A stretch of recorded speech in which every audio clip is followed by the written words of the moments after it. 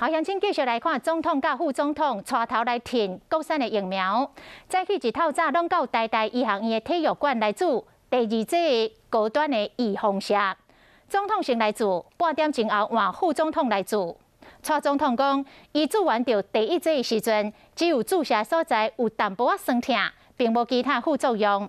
总统嘛，伫咧面册来发文章，讲家己用行动来证明政府提供的疫苗是安全有效。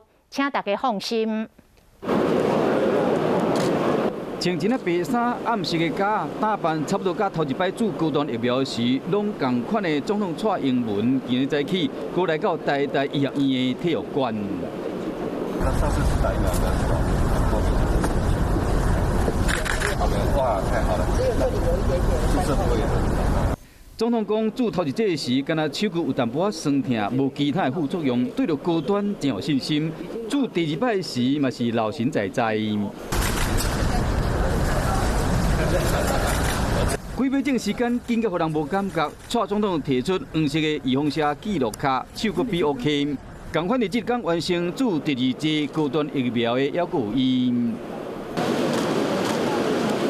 经过差不多30分钟，副总统赖清德嘛做第二剂，表情真轻松。同款由台大护理督导长温慧敏替两个人注射，这个过程嘛伫面册直播。其实总统、副总统做头一剂时间分别是高端开始做的头一天，8月23甲8月27，即摆选同一天做第二剂。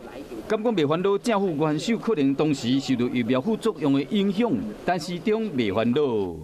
国安的团队或他们的医疗团队的评估，认为在第一剂打完之后的身体反应，那应该在第二剂里面相对是安全。